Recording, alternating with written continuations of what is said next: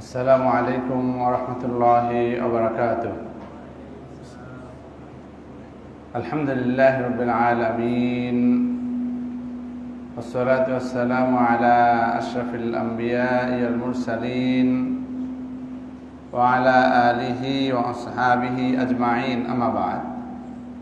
محترم হাজিরিন, মহান আল্লাহ তাআলার দরবারে অশেষ শুকর, যিনি আজকে আমাদেরকে হিজরি সনের প্রথম মাস মুহররমের প্রথম জুমায় চট্টগ্রামের পার্কভিউ হসপিটাল জামে মসজিদে একত্রিত হওয়ার তৌফিক দিয়েছেন। সবাই বলে আলহামদুলিল্লাহ।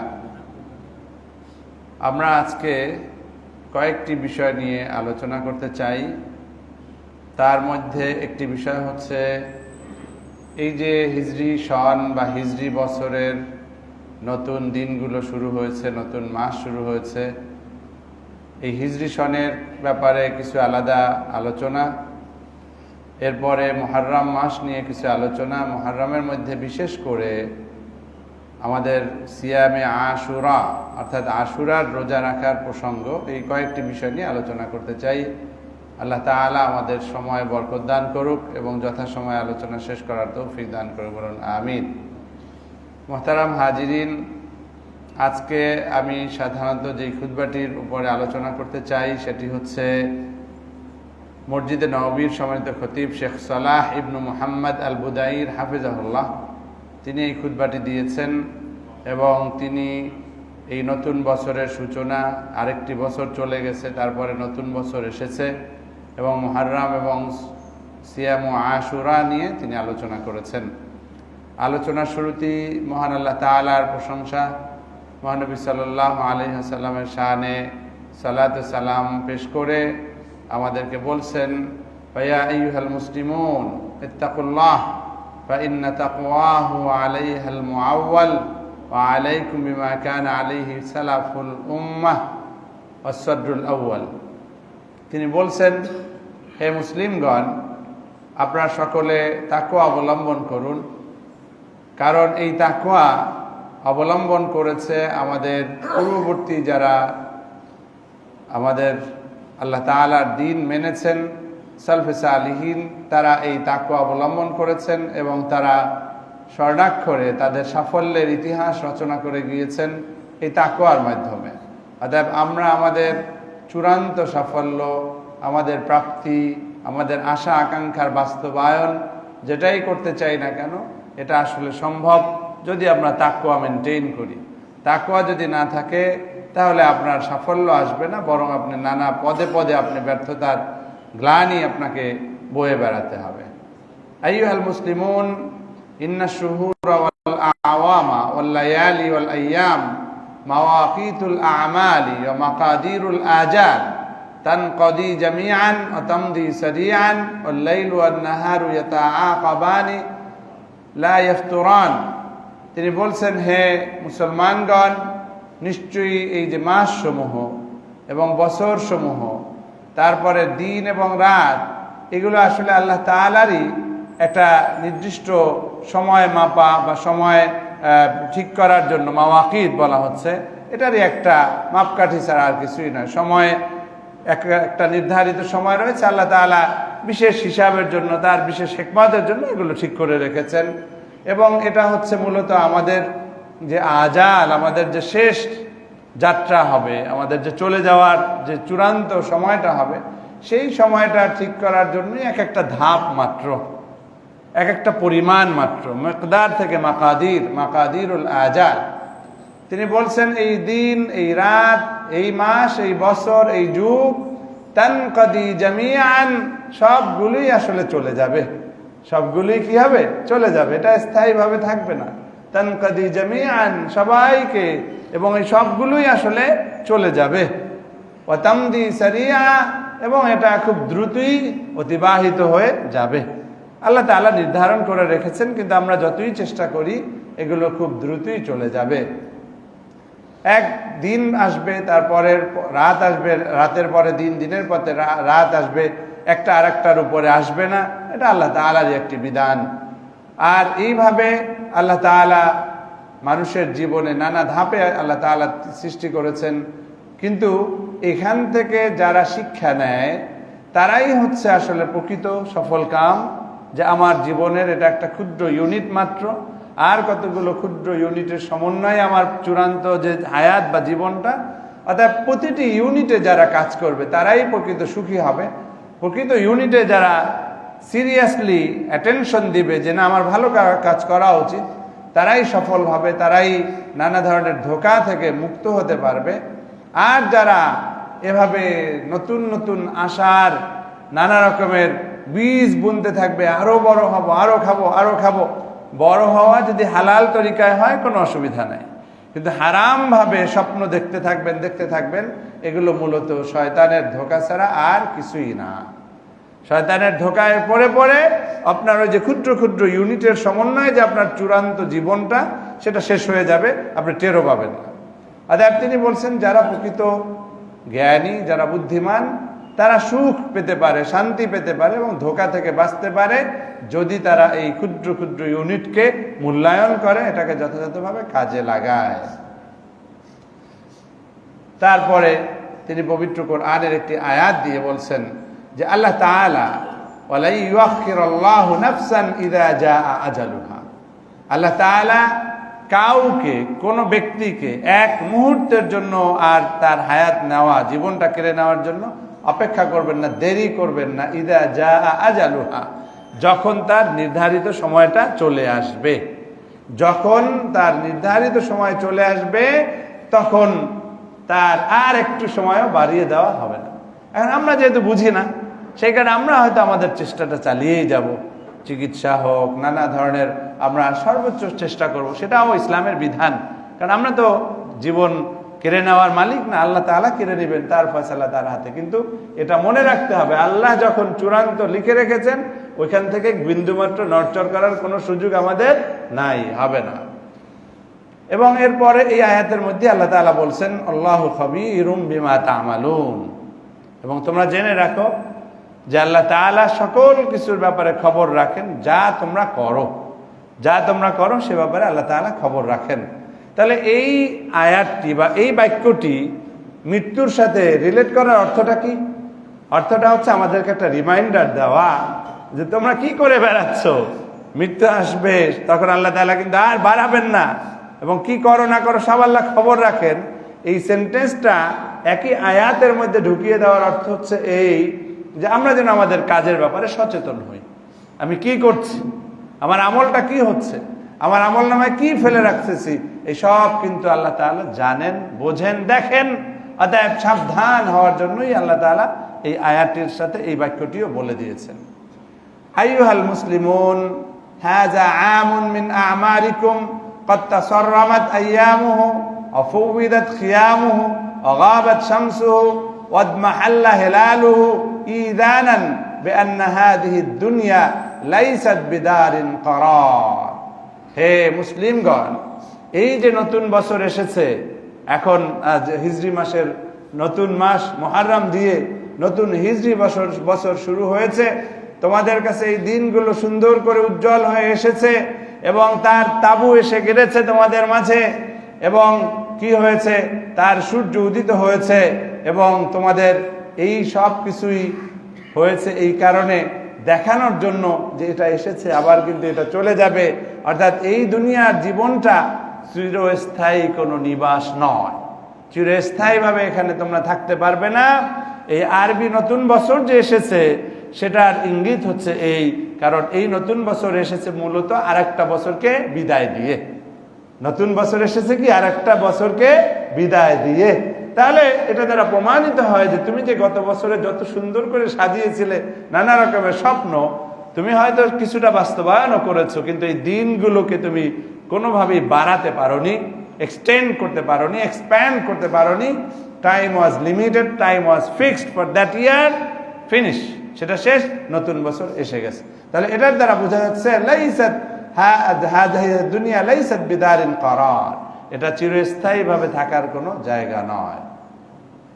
ওয়া আন্নামা বা'দাহা দারুন ইল্লাল জান্নাহ আওয়ান নার, আর এই দুনিয়ার পরে যেই জীবন আসবে সেই জীবন হচ্ছে এমন জীবন যার পরে আর কোনো জীবন আসবে না, সেটা হোক তোমার জান্নাতি জীবন অথবা জাহান্নামের জীবন।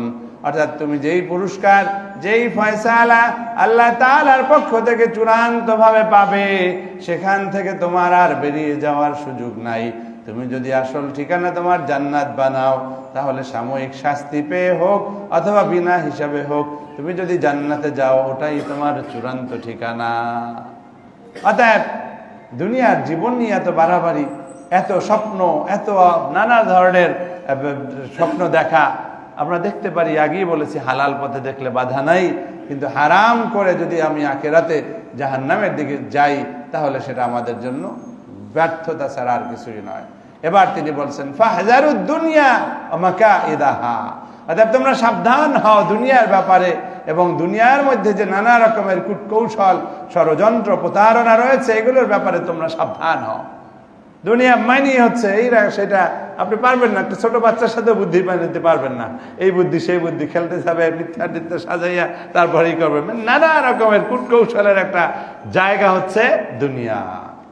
অতএব এই ব্যাপারে আপনাদেরকে সাবধান হওয়ার জন্য মসজিদে নববীর সম্মানিত খতিব আহ্বান জানাচ্ছেন। অতএব আমরা যদি সতর্ক হই, তাহলে বুঝতে হবে যে আমরা আসলে বুদ্ধিমান, আমরা কিছুটা শিখতে পেরেছি। আর যদি আমরা গাফেল হই, তাহলে এটা আমাদের জন্য চূড়ান্ত ব্যর্থতা। আন ইবনে ওমর রাদিয়াল্লাহু আনহুমা ক্বালা আখাযা রাসূলুল্লাহ সাল্লাল্লাহু আলাইহি ওয়াসাল্লাম বিমানকাবি ফাকালা কুন ফিদ দুনিয়া কাআন্নাকা গরীবুন আও আবিরু সাবিলিন। নবী করিম সাল্লাল্লাহু আলাইহি ওয়াসাল্লাম ইবনে ওমর রাদিয়াল্লাহু আনহুর কাঁধে হাত দিলেন এবং বললেন, কুন ফিদ দুনিয়া কাআন্নাকা গরীবুন, তুমি এই দুনিয়ায় এমন ভাবে বসবাস করো যে তুমি একজন প্রবাসী, তুমি আসলে এর আসল নাগরিক নও, তুমি হচ্ছে একজন প্রবাসীর মতোই। আও আবিরু সাবিলিন, অথবা তুমি একটা পথ অতিক্রমকারী, সফরকারী মাত্র, এছাড়া আর কিছুই নয়। অতএব দুনিয়ার জীবনটাকে তুমি ওভাবে সাজাও, একজন সফরকারী যেমন তার সফরের সামানা হালকা নেয়, এই কারণে যে বিশাল বোঝা নিয়ে সে হাঁটতে পারবে না, চলতে পারবে না, তার কষ্ট হবে, হালকা বোঝা নিয়ে যায় যাতে করে সহজেই সে হেঁটে হোক, আর রিক্সায় হোক, মোটর সাইকেলে হোক, যাতে করে সে বহন করে তার দূর গন্তব্যে যেতে পারে। আর এই দুনিয়ায় আমরা ঠিক উল্টা করছি। নবী পথিকের সাথে তুলনা করেছেন, প্রবাসীর সাথে তুলনা করেছেন। প্রবাস জীবনে ইনকাম করে, টাকা পাঠায় এই দেশে, কারণ হচ্ছে ওখানে আমি যদি বিশাল বড় কিছু জমাই, আমি তো ওখানে থাকবো না, আমি এসে দেশেই থাকবো, সেই কারণে ওখানে কিন্তু জমায় না। কিন্তু আমরা এই হাদিসের উল্টাটা করছি। নবীজি বলছেন দুনিয়ায় তুমি প্রবাস জীবনের মতো থাকো অথবা পথিকের মতো থাকো, কিন্তু আমরা দুনিয়ায় দুনিয়া দুনিয়া করে করে এই সংসার, এটা সেটা নানা রকম সাজানো গুছানোতে ব্যস্ত। কিন্তু আমার যে আসল ঠিকানা, ওটায় যে ক্ষতি হয়ে যাচ্ছে, ওই জায়গায় যে আমার ঠিকানাটা নষ্ট হয়ে যাচ্ছে, জান্নাতের ঘরটা যে ধ্বংস হয়ে যাচ্ছে আমার হারাম খাওয়ার জন্য, সেই অনুভূতি, সেই উপলব্ধি আমাদের নাই। সেই কারণে নবীজির এই কথা আমরা মূল্য দিচ্ছি না, আমরা উপলব্ধি করতে পারছি না। আমার বন্ধুরা, নবীজি ইবনে ওমর রাদিয়াল্লাহু আনহুর কাঁধে হাত না দিয়ে দূরে থেকেও বলতে পারতেন, কিন্তু এর বলার মাধ্যমে একটু আদর স্নেহ করে ভালোবেসে, যাতে করে হৃদয়ের মধ্যে এই কথাটা গেঁথে যায়, সেই জন্যই তিনি এভাবে কাঁধে হাত রেখে তারপরে তাকে বলেছেন, যাতে করে এই মেসেজটা তার অন্তরে গেঁথে যায়। ও আমার বন্ধুরা, আমি তো নবী নই, কিন্তু ওয়ারাসাতুল আম্বিয়া হিসাবে আমি কাঁধে হাত না রাখি, কিন্তু নবীর ওই দৃশ্য আপনারা মনে করেন আর ভাবেন যে স্বয়ং নবীজি আপনার কাঁধে হাত দিয়ে উম্মতকে ইশারা দিয়ে বলতেছেন যে তোমরা প্রত্যেকেই এমন জীবন যাপন করো যে এই দুনিয়ার জীবনটা আসল জীবন নয়, বরং তুমি একজন পথিকের মতো। তাহলেই তুমি ইবাদতে মজা পাবে, তাহলেই তোমার জীবনটাকে সুন্দরভাবে কাটাতে পারবে। আল্লাহ তাআলা আমাদেরকে সেই তৌফিক দান করে, বলুন আমিন। তাহলে দুনিয়া নিয়ে এত স্বপ্ন, এত মারামারি, কাটাকাটি, ষড়যন্ত্র, এগুলো বাদ দিতে হবে, কারণ এখানে আমি স্থায়ীভাবে থাকতে পারবো না। وكان ابن عمر رضي الله عنهما يقول إذا أمسيت فلا تنتظر الصباح। আর নবীজির এই শিক্ষায় শিক্ষিত হওয়ার পরে উদ্বুদ্ধ হয়ে ইবনে ওমর রাদিয়াল্লাহু আনহু প্রায় অন্য সাহাবীদের সাথে এভাবে বলতেন, ইযা আমসাইতা ফালা তানতাজিরিস সাবাহ, যখন তুমি কি পাবে, যখন তুমি সন্ধ্যা পাবে, ফালা তান্তাজিরিস সাবাহা, তখন তুমি সকালের জন্য অপেক্ষা করো না। সকাল তুমি আসবে কি আসবে না তুমি জানো না, অতএব এই সন্ধ্যার এই মুহূর্তটাই তুমি ভালো কাজে কাটাও, তেলাওয়াত করো, জিকির করো, ভালো কিছু করতে থাকো, কারণ সকাল তোমার কপালে লেখা আছে কিনা তুমি জানো না। ফালা তান্তাজিরিস সাবাহা, তোমার কাজ ফেলে রেখো না আগামীকালের সকালের জন্য। ওয়াইদা আসবাহতা ফালা তান্তাজিরিল মাসা, আর যখন তুমি সকাল পেয়ে গেলে এটা তোমার জন্য বিরাট একটা সৌভাগ্য। ফালা তান্তাজিরিল মাসা, অতএব তুমি এই সকালেই কাজটা করে ফেলো, ভালো কাজ করো, তওবা করার ইচ্ছা সকালেই করে ফেলো, জিকির তেলাওয়াতের জজবা শেষে করে ফেলো। ফালা তান্তাজিরিল মাসা, সন্ধ্যা পর্যন্ত তুমি অপেক্ষা করতে যেও না, কারণ সন্ধ্যা তোমার জীবনে আসবে কি আসবে না সেটা তুমি জানো না। আখুয মিন সিহহাতিকা লিমারাদিক, আর তোমার যেই স্বাস্থ্য পেয়েছো, সুস্বাস্থ্য পেয়েছো, সেটাকে তুমি এখনই কাজে লাগাও, কারণ তোমার জীবনে কখন অসুস্থতা আসবে সেটা তুমি জানো না। ওই অসুস্থতা আসার আগেই তোমার শারীরিক যে শক্তি আছে সেটাকে তুমি কাজে লাগাও, ব্যবহার করো। আমিন হায়াতিকা লিমাউতিক, আর তোমার মৃত্যু যেহেতু আসবেই, কিন্তু কখন আসবে তুমি জানো না, আসার আগ পর্যন্ত যতটুকু তুমি জীবন পাও সেটাকেই তুমি কাজে লাগাও। সুবহানাল্লাহ। এটা তো মূলত নবীজির আর একটা হাদিসেরই ব্যাখ্যা ইবনে ওমর রাদিয়াল্লাহু আনহু দিয়েছেন। নবী করিম সাল্লাল্লাহু আলাইহি ওয়াসাল্লামেরও কিন্তু এরকম একটি হাদিস আছে, সেটা আপনাদেরকে বারবার আমি বলেছি। নবী করিম সাল্লাল্লাহু আলাইহি ওয়াসাল্লাম কি বলেছেন? ইগতানিম খামসান ক্বাবলা খামসিন, পাঁচটা বিষয় আসার আগেই কাজে লাগাও, গনিমত মনে করো, খুবই গুরুত্বপূর্ণ সম্পদ মনে করো, সেইভাবে কাজে লাগাও। কি? তোমার যৌবন, বার্ধক্য আসার আগে যৌবনকে কাজে লাগাও। কিন্তু আমাদের দুর্ভাগ্য, আমি গতকাল কি ব্রিটেনের প্রধানমন্ত্রীর একটা স্পিচ শুনতেছিলাম যে তারা 16 ইয়ার্স, তার মানে হচ্ছে 16 বছর বয়স পর্যন্ত বাচ্চাদের সোশ্যাল মিডিয়াকে তারা ব্যান করে দিচ্ছে। গতকাল কি আমি শুনতেছিলাম, বিল পাস হয়েছে কিনা জানি না, আল জাজিরা নিউজ দেখাচ্ছিল, আমি সাথে সাথে আমার ফেসবুকে শেয়ার করে দিয়েছি। কিছুদিন আগে দেখেছি সুইডেনে তাদের ওই যে ল্যাপটপ করা স্মার্টফোন এগুলো ব্যবহার নিষিদ্ধ করে দিয়েছে। তার মানে হচ্ছে তারা দেখতে পেয়েছে, যারা আবিষ্কার করছে, যারা বিজ্ঞানী, তারা এখন দেখতে পাচ্ছে যে ধ্বংস হয়ে যাচ্ছে আমাদের জেনারেশন। আর আমরা এটা না বুঝে আমাদের সন্তানদেরকে গিফট দিচ্ছি একটা দামি স্মার্টফোন, দামি ট্যাব, এটা সেটা। দেন যদি মনিটরিং এর যথাযথ সফটওয়্যার থাকে, ভালো ব্যবস্থা করতে পারেন, তাহলে আপনি ভালো কাজের জন্য দিতে পারেন। কিন্তু আপনি লাগামহীন ভাবে ব্যবহার করবেন। দেখেন না, হাঁটতে চলতে যান, স্কুল কলেজে যান আর বাজারে যান, 4টা 5টা 10 বছর 11 বছরের বাচ্চারা বসে বসে বসে বসে দেখে, যাই দেখেন কি দেখে, ধ্বংস হয়ে যাচ্ছে, পুরো জেনারেশন নষ্ট হয়ে যাচ্ছে। যৌবনকে নবীজি বারবার বলেছেন, বিভিন্ন হাদিসে বলেছেন, বারবার বলেছেন যে যৌবনকে ব্যবহার করো বার্ধক্য আসার আগে। কোথায় আমাদের যুব সমাজ? ধ্বংস হয়ে যাচ্ছে। ওয়াসিহহাতাকা ক্বাবলা সাকামিক, স্বাস্থ্যকে ভালো কাজে লাগাও, গনিমত মনে করো তোমার অসুস্থতা আসার কারণে, অসুস্থতা আসার আগে। এখানে যারা আছেন অনেকেই রোগী নিয়ে এসেছেন, আপনারা জানেন যে অনেক মানুষই কিভাবে কাতরাচ্ছে, কেউ আইসিইউতে, কেউ বিভিন্ন জায়গায়। সকলের জন্য এটা একটা বিরাট শিক্ষা। হসপিটাল একটা অটোমেটিক ট্রেনিং সেন্টার, যেখানে আসলে আপনি বুঝতে পারবেন জীবনটা কত ক্ষুদ্র, কত দুর্বল আমরা। মুহূর্তের মধ্যেই একটা অ্যাক্সিডেন্ট করে জীবন শেষ হয়ে যেতে পারে, মুহূর্তের মধ্যে একটু কাশি বুকে আটকে পড়ে মারা যেতে পারেন, কত কিছুই ঘটে যেতে পারে। অতএব আপনার যখন সুস্থ জীবন আপনি পেয়েছেন, এই সুস্থতাকে আপনি কাজে লাগান অসুস্থ হওয়ার আগে। এবার নবী বলছেন, তোমার যে সচ্ছলতা আছে সেটাকে তুমি কাজে লাগাও দারিদ্র আসার আগে। কারণ আমরা জানি না কে কতক্ষণ রাজা থাকবো, কালকে যে ফকির হব না এটা জানি না। বহু মানুষ এভাবে বিল্ডিং করে করে রেখেছেন, কিন্তু থাকার সুযোগ তাদের হয় না, নসিবে থাকে না, আছে কি নাই। অনেকে আবার অনেক বছর দাপটের শেষে শাসন করার পরে আবার দেখা যায় যে রাস্তায় ভিখারির মতো চলতে হয়, ঠিক কিনা। অতএব নবীজি বলেছেন, তোমার যখন ধনাঢ্যতা আছে, সচ্ছলতা আছে, সেটাকে তুমি গরিবী হালত আসার আগেই কাজে লাগাও। ফিরাগাকা ক্বাবলা শুগলিক, তোমার ব্যস্ততা আসার আগে তোমার যে অবসর সময় আছে সেটাকে তুমি কাজে লাগাও। হায়াতাকা ক্বাবলা মাউতিক, এবং তোমার মৃত্যু আসার আগেই তোমার পুরো জীবনটাকে কাজে লাগাও। মানুষের জীবনে কত মোটিভেশনাল স্পিকার, নবীজির এই একটা হাদিস যে কত বেশি মোটিভেশন দিচ্ছে।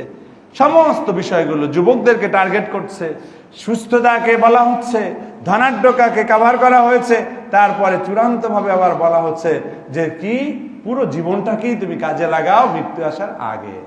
তারপরে নবীজি বলছেন যে এই যে কাজে লাগাতে বলছি, কষ্ট করতে বলছি, সাধনা করতে বলছি, এই যে তোমাদের এই দুনিয়ার জীবন, এই দুনিয়ার জীবনের পরে তোমাদের আর কষ্ট ক্লেশের কিছু থাকবে না, সেটা হচ্ছে জান্নাত। জাহান্নাম হলে সেটা ভিন্ন কথা। নবীজি বলছেন ফামা বা'দাদ দুনিয়া মিন মুস্তাতাব, তোমার মধ্যে ক্লান্তি আসবে, কষ্ট সাধনা করে অর্জন করতে হবে, এই ঝামেলা মৃত্যুর পরে আর কিছুই থাকবে না, শেষ। অতএব এখন যেহেতু এই জীবনটা, অনেক সময় আমরা দুনিয়াকে হালকা করে দেখি, কিন্তু দুনিয়াকে হালকা করা অর্থ হচ্ছে এই হারাম পথে চলার সময় আমি মনে করবো না এটা তুচ্ছ জীবন। কিন্তু যদি ইসলামের দৃষ্টিতে ব্যাখ্যা করেন তাহলে দুনিয়ার জীবন কিন্তু আবার খুবই গুরুত্বপূর্ণ এই অর্থে যে আপনি জান্নাতে যাবেন কি, যেতে পারবেন কি পারবেন না চূড়ান্ত ফয়সালা আল্লাহ, কিন্তু আল্লাহ তাআলা যেভাবে হুকুম করেছেন সেটা পালন করার, আমল করার একমাত্র সুযোগ হচ্ছে এই দুনিয়ায়। আপনি তো দুইবার আর জীবন পাবেন না। তাহলে সেই সেন্সে কিন্তু দুনিয়ার প্রত্যেকটা সিঙ্গেল সেকেন্ড ইজ ইম্পর্টেন্ট, প্রত্যেকটা সেকেন্ড আপনার জন্য ইম্পর্টেন্ট। ওমা বা'দাদ দুনিয়া দারুন ইল্লাল জান্নাহ আওয়ান নার, আখরাজাহুল হাকিম। তাহলে নবীজি বলছেন যে তা দুনিয়ার জিন্দেগির পরে আর কোনো জীবন নাই জান্নাত এবং জাহান্নাম ছাড়া। অর্থাৎ আইদার জান্নাতে থাকবেন অথবা জাহান্নামে যেতে হবে। এখন সেটার ফয়সালা, সেটার জন্য চূড়ান্ত আমলের জায়গা হচ্ছে এই দুনিয়া। আল্লাহ তাআলা আমাদের সেই তৌফিক দান করে, বলুন আমিন। নবী করিম সাল্লাল্লাহু আলাইহি সাল্লাম আরো একটি হাদিসে বলেছেন প্রত্যেক মানুষই সকালবেলা ওঠে, ঘুম থেকে ওঠে, ঘুম হয়, তখন কি করে সে তার জীবনটাকে সে এটা তুলনা করার জন্য বিক্রি করে। বিক্রি করার অর্থ হচ্ছে সে আসলে এটাকে কাজে লাগায়, ইনভলভ করে। কিসের মধ্যে? যদি ভালো কাজে ইনভলভ করে ফামুতিকুহা, তাহলে যেন সেটাকে আজাদ করে দিল, অথবা কি করলে, অথবা ধ্বংস করে দিল, মুবিকুহা, অথবা সেটাকে ধ্বংস করে দেয়। তার মানে হচ্ছে আপনি এই যে কেনা বেচা করতেছেন নিজের জীবনটাকে, এর অর্থ হচ্ছে আপনি এঙ্গেজ করছেন, ইনভলভ করছেন নিজেকে। যদি ভালো কাজে ইনভলভ করেন তাহলে আপনার নিজের মুক্তির পথেই আপনি চললেন, নিজেকে মুক্তি দিলেন। আর যদি আপনি এই দিনটাকে খারাপের দিকে খাটান তাহলে আপনার জীবনটা ধ্বংস হয়ে গেল। অতএব এর দ্বারাও নবী করিম সাল্লাল্লাহু আলাইহি সাল্লাম আমাদেরকে সময়ের ব্যাপারে খুব সতর্ক করেছেন, গুরুত্ব দিয়েছেন। আল্লাহ তাআলা আমাদের সকলকে সতর্ক হওয়ার তৌফিক দান করুক, বলুন আমিন। মসজিদে নববীর সম্মানিত খতিব আমাদেরকে বলছেন যে হে আমার বন্ধুরা, যাহাবা আমুকুম শাহিদান লাকুম আও আলাইকুম, যেই বছরটি তোমাদের চলে গেল সেটা তোমাদের পক্ষে অথবা বিপক্ষে সাক্ষীদাতা হিসেবে চলে গেছে। যদি ভালো করে থাকো তোমার পক্ষে সাক্ষী দেবে, যদি উল্টা করে থাকো তোমার বিপক্ষে সাক্ষী দেবে। ফাহতাকিবু জাদান কাফিয়ান ওয়াইদ্দু জওয়াবান শাফিয়ান ওয়াস্তাকসিরু ফি আমারিকুম মিনাল হাসানাত। অতএব এখন তোমার যে জীবনটা তোমার চলে গেছে সেটা নিয়ে তো আর আফসোস করে তোমার লাভ নাই।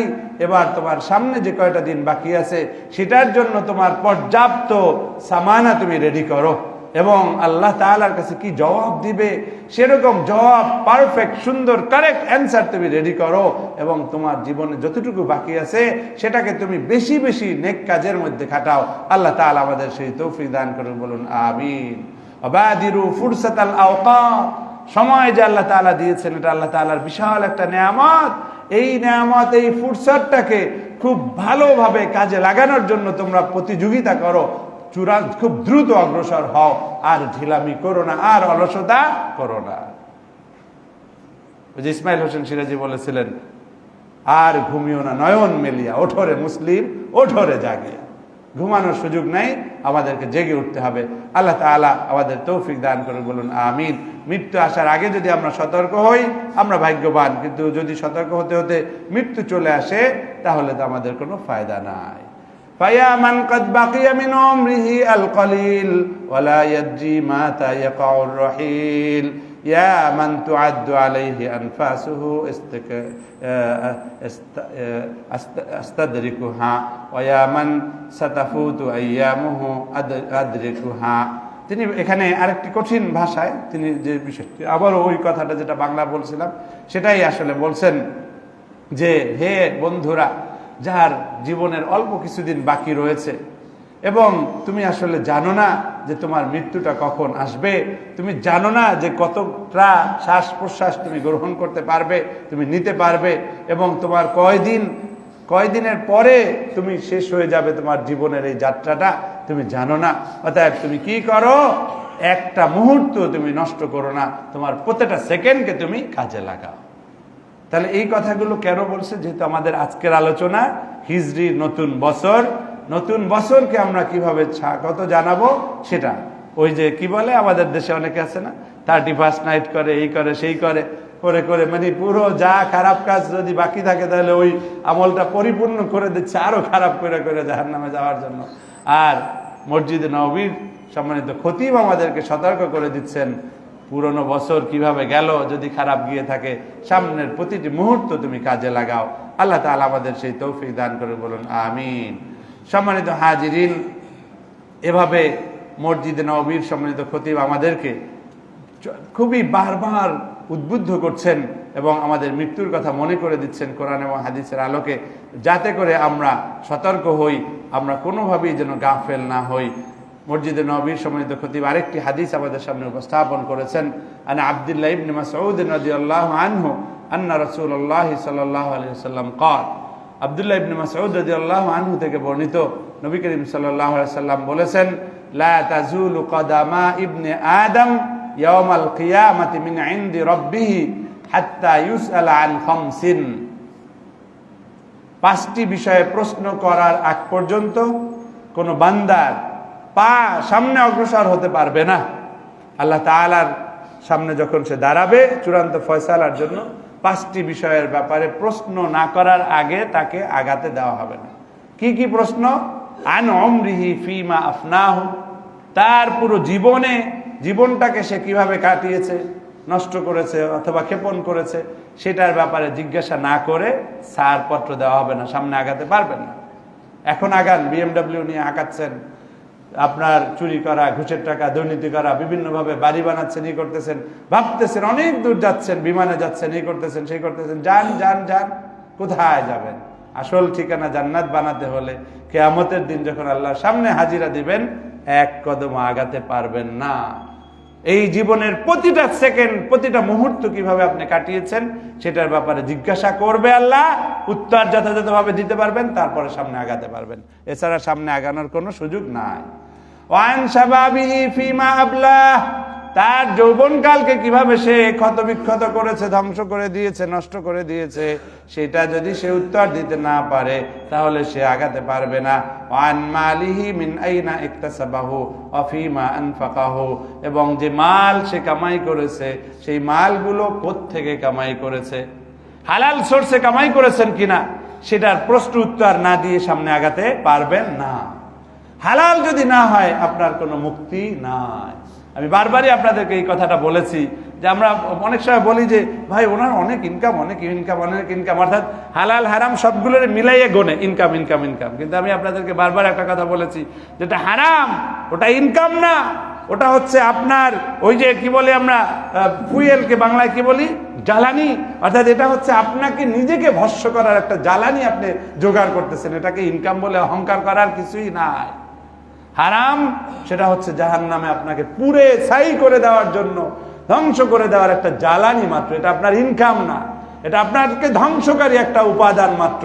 অতএব সাবধান হন। নবীজি এটা বলেছেন, মাল কামাই করেছে, কোন সোর্স থেকে কামাই করেছে সেটার উত্তর না দিয়ে সামনে অগ্রসর হতে পারবে না। অফিমা আনফাকাহু, কামাই করেছেন হালাল পথে, ফর এক্সাম্পল আপনি হালাল পথে কামাই করেছেন কিন্তু তাতেই মুক্তি নাই। হালাল পথে কামাই কইরা আবার হারাম পথে ব্যয় করলে হবে না।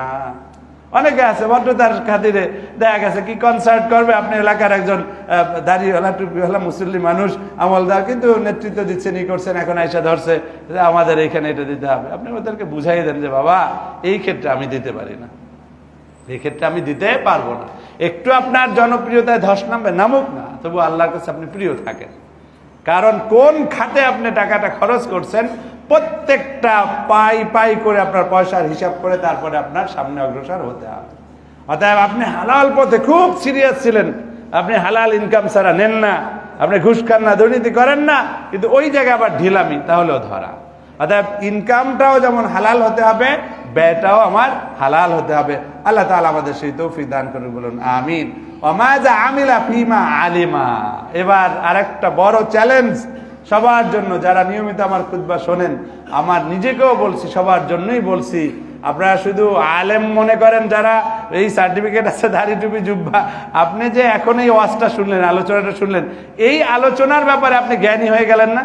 তাহলে এটার ব্যাপারে আপনি আলেম হয়ে গেছেন না? যদি আপনাকে কেউ আলেম বলতেছে না, এই পার্টিকুলার টপিকের উপর আপনি আলেম হয়ে গেলেন, আপনার একটু জ্ঞান হয়ে গেল। নবীজি বলতেছেন ওই ব্যক্তি, কোনো ব্যক্তিকে আমাদের দিন আগ বাড়াতে পারবে না যা সে জেনেছে সেই অনুসারে আমল করেছে কিনা সেটার উত্তর না দেওয়া পর্যন্ত। তাহলে every single point you are learning from me or other sources you will be asked by Allah subhanahu wa ta'ala. যা কিছু শিখতেছেন আল্লাহ তাআলা যা ধরবেন যে তুমি শুনছিলা, কিন্তু শহীদুল স্যার খোলা ভাষায় একদম একদম সোজা ভাষায় বলে দিয়েছিল, তুমি মানো না, ধরা খেয়ে যাবে। অতএব এটাও কিন্তু একটা বড় প্রশ্ন যে আপনি যা শুনেছেন, জেনেছেন, সেই অনুসারে আমল করেছেন কিনা। সেটা যদি না করেন তাহলে কি দাটকা পড়ে থাকবেন। আল্লাহ তাআলা আমাদের সাবধান হওয়ার তৌফিক দান করে, বলুন আমিন। সম্মানিত হাজিরিন, তাহলে আমরা সতর্ক হওয়ার জন্য এই কথাগুলো বলছি, এই জন্য যে নতুন বছর এসেছে, হিজরি সন এসেছে, মুহররম মাস এসেছে, ঠিক আছে, আমরা খুশি, আমরা একটি পবিত্র মাস আমরা পেয়েছি, কিন্তু এই মাসকে যথাযথভাবে ব্যবহার করতে হবে, এই বছরকে আমার যথাযথভাবে ব্যবহার করতে হবে। কারণ আমার এই যৌবন, আমার এই টাকা পয়সা, আমার এই সুস্থতা, আমার এই অবসর, আমার এই এলেম, এটা সব সময় একইভাবে নাও চলমান থাকতে নাও পারে। অতএব আমার যতক্ষণ শ্বাস ততক্ষণ, আর যতক্ষণ এলেম আছে ততক্ষণ আমল করব, যতক্ষণ টাকা আছে দান করব, যতক্ষণ সুস্থতা আছে আমি ভালো কাজ করব, তেলাওয়াত করব, তাহাজ্জুদ পড়ব। এইভাবে যেন আমরা শপথ করতে পারি। আল্লাহ তাআলা আমাদের সেই তৌফিক দান করে, বলুন আমিন। এতক্ষণ যে কথাগুলো বলেছি, আপনাদের মনের মধ্যে একটু ভয় আসতে পারে যে হুজুর তো শুধু হুঙ্কার দিচ্ছে, কিন্তু এবার মসজিদে নববীর সম্মানিত খতিব চমৎকার ভাষায় আপনাদের জন্য একটু আশার বাণী সুন্দর বলতেছেন। ইয়া আব্দাল্লাহ, হে আল্লাহর বান্দারা, তোমার জীবনের প্রত্যেকটা অংশকে তুমি স্বর্ণের চেয়েও খাঁটি মনে করো, দামি মনে করো, এবং তুমি কি করো, তুমি রাত জেগে আল্লাহর কাছে কেঁদে কেঁদে তওবা করো। তোমার যদি ভুল হয়ে থাকে, তুমি উপরের এই আলোচনা শুনে শুনে ক্লান্ত হয়ে যেও না, ভয় পেও না, কারণ আল্লাহ তাআলা এতই দয়ালু, তার এতই মায়া। নবীজি আল্লাহর সম্পর্কে বলেছেন, ইন্নাল্লাহা আযজা ওয়া জাল্লা ইয়াবসুতু ইয়াদাহু বিল-লাইলি লিয়াতুবা মুসিউন নাহার। আল্লাহ তাআলা তার হাতকে প্রশস্ত করে দেন সন্ধ্যা বেলায়, যাতে করে দিনের বেলায় যদি কেউ গুনাহের কাজ করে থাকে, ভুল ভ্রান্তি করে থাকে, তাকে যেন আল্লাহ তাআলা ক্ষমা করে দিতে পারেন, তওবা কবুল করতে পারেন। সেই জন্য আল্লাহ তাআলা তার হাতকে প্রশস্ত করেন। বলেন সুবহানাল্লাহ। দিনের বেলা ভুল করছেন, দিন আসার পরে রাত আসবে, আল্লাহ তাআলা হাত উঁচিয়ে বসে আছেন, আসো আসো, আমি ক্ষমা করে দিব। ওয়ায়াবসুতু ইয়াদাহু বিন-নাহার লিয়াতুবা মুসিউল লাইল, যাতে মুসিউল লাইল, যাতে করে আল্লাহ তাআলা ওই যে ব্যক্তি রাত্রিবেলা গুনাহের কাজ করেছে, তাকে যেন তার তওবা যেন আল্লাহ তাআলা কবুল করেন, তাকে যেন আল্লাহ তাআলা ক্ষমা করে দেন। সেই জন্য আল্লাহ তাআলা দিনের বেলা এভাবে তার হাত প্রশস্ত করেন। বলেন সুবহানাল্লাহ। তার মানে দিন রাত 24টা ঘন্টা আল্লাহ তাআলা তার বান্দাকে চান যে আসুক আসুক, ফিরে আসুক, এবং আল্লাহ তাআলার কাছে ফিরে আসলে আল্লাহ তাআলা ভীষণ খুশি হন। বলেন না সুবহানাল্লাহ। আল্লাহ তাআলার কাছে ফিরে আসলে আল্লাহ ভীষণ খুশি হন। আল্লাহু আকবার। অতএব আসুন আমরা আল্লাহ তাআলার কাছে ফিরে যাই, আল্লাহ তাআলার কাছে ক্ষমা চাই। আল্লাহ তাআলা আমাদেরকে এইভাবে প্রতিটা দিন এভাবে করতে থাকেন, সন্ধ্যা আসার আগ পর্যন্ত এইভাবে দিনের বেলায় যারা করেছে, এইভাবে মানে সন্ধ্যা পর্যন্ত যারা এভাবে ভুল ভ্রান্তি করেছে, আল্লাহ তাআলা অপেক্ষায় থাকেন তাকে ক্ষমা করে দেওয়ার জন্য। আবার রাত্রিবেলা করেছে, সকালে এভাবে অপেক্ষায় থাকেন। আল্লাহু আকবার। অতএব আসুন আমরা যেন সবাই এই উপলব্ধি থেকে আল্লাহ তাআলার কাছে ফিরে যেতে পারি। আল্লাহ তাআলা আমাদের সেই তৌফিক দান করে, বলুন আমিন। সম্মানিত হাজিরিন, তাহলে এটা গেল আমাদের আলোচনার একটা অংশ, দুটো শাখা, আর একটা শাখা অল্প করে বলেই শেষ করে দিচ্ছি। দ্বিতীয় অংশ হচ্ছে এই যে মুহররমকে আমরা একদিকে বললাম যে জীবনের এক একটা এই ইসলামী হিজরি সনের প্রথম মাস, সেই হিসাবে জীবনের প্রত্যেকটা মুহূর্তকে কাজে লাগানোর জন্য বলছি। এবার আসুন একটু ফজিলতের দিক দিয়ে আসি। নবী করিম সাল্লাল্লাহু আলাইহি সাল্লাম বলছেন, আফদালুস সালাতি বাদাল মাকতুবাতি আস-সালাতু ফি জাওফিল লাইল, অর্থাৎ সবচেয়ে উত্তম নামাজ ফরজ নামাজের পরে সবচেয়ে উত্তম নামাজ হচ্ছে শেষ রাতে তাহাজ্জুদের নামাজ। বলেন না সুবহানাল্লাহ। কিন্তু এখনই যদি হাত তুলতে বলি তাহলে সবাই মিলে আবার নাউজুবিল্লাহ বলবেন। কেন নাউজুবিল্লাহ বলবেন? এই জন্য যদি বলি যে ভাই আপনি কি রেগুলার এই তাহাজ্জুদ পড়েন, তখনই আবার বলেন আস্তাগফিরুল্লাহ, এটা তো অভ্যাসটা হয় নাই। অথচ নবীজি বলতেছেন সবচেয়ে প্রিয় আল্লাহ তাআলার কাছে ফরজ নামাজের পরেই হচ্ছে তাহাজ্জুদের নামাজ। আসুন আমরা আল্লাহর কাছে যেটা প্রিয় সেটা করে আল্লাহর প্রিয় বান্দাবান্দি হয়ে যাই। আল্লাহ তাআলা তো সেই তৌফিক দান করে, বলুন আমিন। ওয়া আফদালুস সিয়ামি বাদা শাহরি রমাদান সিয়ামু শাহরিল্লাহিল মুহাররম, আর আল্লাহ তাআলার কাছে রমজান মাসের রোজার পরে সবচেয়ে প্রিয় রোজা হচ্ছে মুহাররম মাসের রোজা। বলেন না সুবহানাল্লাহ। এখানে কিন্তু কোনো তারিখ নাই, এই হাদিসে তারিখ নাই। মুহাররমে যত বেশি পারি আমরা রোজা রাখবো। কমন তারিখ আছে পরের হাদিসে, সেটা হচ্ছে মহানবী সাল্লাল্লাহু আলাইহি ওয়াসাল্লাম কি করতেন, তিনি একবার মদিনায় যখন হিজরত করেছেন, হিজরত করার পরে দেখলেন যে ইহুদিরা কি করে, রোজা রাখতেছে। নবীজি জিজ্ঞাসা করলেন কিসের রোজা রাখো? তখন বলছেন এই দিনে আল্লাহ তাআলা মুসা আলাইহিস সালামকে ওই যে ফিরাউনের হাত থেকে রক্ষা করেছেন, তার শুকর আদায় করে তিনি রোজা রেখেছেন, আমরাও তাকে ভালোবাসি, তার জন্য আমরা এইভাবে রোজাটা রাখি। তখন নবীজি বলছেন আমাদের তো হক মুসার প্রতি, মুসা আলাইহিস সালামের প্রতি তোমাদের চেয়ে আরো বেশি। নবীজি সাহাবীদেরকে নির্দেশ দিয়ে দিলেন যে তোমরা কি করো, রোজা রাখো। তাহলে আশুরা মানে হচ্ছে আল ইয়াউমুল আশির মিন মুহাররম, মুহাররম মাসের 10 তারিখে রোজা রাখা, এটা অত্যন্ত গুরুত্বপূর্ণ কাজ, অত্যন্ত সওয়াবের কাজ। নবী করিম সাল্লাল্লাহু আলাইহি ওয়াসাল্লাম বলেছেন ইউকাফিরুস সানাতাল মাদিয়া, ইউকাফিরুস সানাতাল মাদিয়া, যেটা পিছনের 1 বছরের গুনাহ ক্ষমা করে দিবেন আল্লাহ তাআলা এর উসিলায়। বলেন না সুবহানাল্লাহ। তাহলে কেন আমরা এই গুনাহ থেকে মুক্তি পাওয়ার জন্য কেন এই চেষ্টাটা করব না? আজকে 3 তারিখ মুহররমের, আজকে বাংলাদেশে কয় তারিখ? 3 তারিখ। তাহলে আগামী শুক্রবার মুহররমের 10 তারিখ।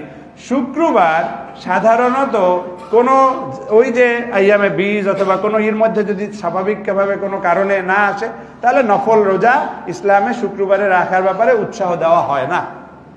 ঠিক আছে? কেন উৎসাহ দেওয়া হয় না? শুক্রবারে আপনি তেলাওয়াত করবেন, জিকির করবেন, কান্নাকাটি করবেন, অন্যান্য আমলে বেশি জোর দিবেন, সেই কারণে। যেমন আরাফার ময়দানে হাজী সাহেবদের জন্য ওই যে রোজা রাখার ওইটা তাদের জন্য প্রযোজ্য না, আমাদের জন্য। তারা যেহেতু ওইখানে ক্লান্ত শরীর, নানা রকমের আছে, তাদের জন্য ওইটাই না। কিন্তু মুহররম যেহেতু পড়েছে, 10ই মুহররম, এটা একটা বিশেষ উপলক্ষ, এই হিসাবে আগামী শুক্রবার রোজা রাখতে কোনো সমস্যা নাই। কারণ আমরা তো শুক্রবার হিসাবে রোজা রাখতেছি না, আমরা রাখতেছি কি, মুহররমের রোজা। মনে থাকবে ইনশাআল্লাহ। এবার আসেন এই কথাটা বলি, আমি শেষ করে দিব। সেটা হচ্ছে আমাদের মাঝে আমি বারবারই আপনাদেরকে এই ট্রেনিংটা দেই। আজকে আমাদের সৌভাগ্য যে আমি যে আরেকটা মসজিদে যেখানে খুতবা দেই, সেখানেরও জাহিদ ভাই এখানে উপস্থিত রয়েছে। তার বোনের জন্য সবাই দোয়া করবেন, আইসিইউতে রয়েছেন, আল্লাহ তাআলা তাকে সুস্থতা দান করুক। তো ওইখানে এখানে 2 জায়গায় একটা কথা বলি সবসময়, যে ঐক্য, ভ্রাতৃত্বের বন্ধন। আমরা অনেক সময় নফল নিয়ে তর্ক করতে গিয়ে ফরজটাই ছুটে যায়, আসল কাজটাই ছুটে যায়। অর্থাৎ এখন এই রোজা মুহররমের কয়টা রাখবো, 2টা, 1টা না 3টা? আরে ভাই নফল রোজা, সেইটা নিয়ে মারামারি কইরা, দ্বন্দ্ব কইরা আরেকজনের কাফের মধ্যে দিয়ে কোনো দরকার আছে? আরেকজনের জাহান্নামে পাঠাই নিজের জাহান্নাম কামাই করার কোনো দরকার আছে? ব্যাখ্যা দিব সুন্দরভাবে, যেটা আপনার মনে ধরে। সেটা কি? নবী করিম সাল্লাল্লাহু আলাইহি ওয়াসাল্লাম যখন এইভাবে মুহররমের 10 তারিখে রোজা রাখার কথা বললেন, কিছু কিছু সাহাবী এসে বললেন ইয়া রাসূলুল্লাহ, তাহলে তো ইহুদিদের সাথে মিলে যাবে, আমরা আলাদা করতে পারবো না। তখন নবী করিম সাল্লাল্লাহু আলাইহি ওয়াসাল্লাম বলছেন কি, যদি আমি আগামী বছর বেঁচে থাকি তাহলে আমি অবশ্যই কি করব, 9 তারিখেও রোজা রাখবো। তার মানে হচ্ছে যদিও নবীজি সে পর্যন্ত আর বেঁচে ছিলেন না, তাহলে ওই আরেকজনের সাথে ভিন্নতা দেখানোর জন্য 9 এবং 10 রাখাটা উত্তম। এরপরে অন্য হাদিসে এসেছে ইয়াওমান ক্বাবলাহু আও বা'দাহু, একটা দিন আগে অথবা আরেকটা দিন পরে রাখলে হবে। অর্থাৎ কেউ 9 তারিখে পারে নাই কোনো অন্য কারণে, সে 10 এবং 11 রাখবে, 10 এবং 11 রাখবে। কোন কোন মুহাদ্দিস ব্যাখ্যা করতে আও এর জায়গায় অ লাগিয়ে দিয়েছেন, যে নবীজির এখানে আও না ওয়াও, সেটা নিয়ে একটু ভিন্নতা। তখন কি বলছেন, ইয়াওমান ক্বাবলাহু ওয়া ইয়াওমান বা'দাহু, একদিন আগে বা একদিন পরে। তাহলে সেই হিসাবে যদি আপনি 3 দিন রাখেন কোনো অসুবিধা নাই, এখানে তো হারাম রোজার কিছু নাই। 3 দিন রাখেন, আগে অথবা পরে, এইভাবে যে কোনোভাবে 2 দিন রাখেন। ইভেন সেটা পারতেছেন না, আপনি অসুস্থ বুড়ো মানুষ, আপনি একটাই রাখবেন, শুধু 10 তারিখ রাখেন, কোনো অসুবিধা নাই। মনে থাকবে ইনশাআল্লাহ, আর মারামারির দরকার নাই। আল্লাহ তাআলা আমাদেরকে বোঝার এবং মানার তৌফিক দান করে, বলুন আমিন।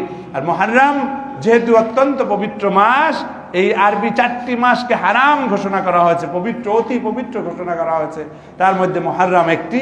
অতএব বেশি বেশি রোজা রাখবো এবং অন্যান্য নেক আমল করব। আল্লাহ তাআলা আমাদেরকে তৌফিক দান করে, বলুন আমিন। এবং এইভাবে স্বপ্ন দেখবো, এইভাবে নিয়াত করব, এইভাবে আমাদের মধ্যে ডিটারমিনেশন রাখতে হবে যে আমি পুরো জীবনটাই এভাবে দিনের জন্য, আল্লাহকে খুশি করার জন্য কাজে লাগাবো। আল্লাহ তাআলা আমাদের সেই তৌফিক দান করুক, আমিন। আখির দাওয়ানা আলহামদুলিল্লাহ।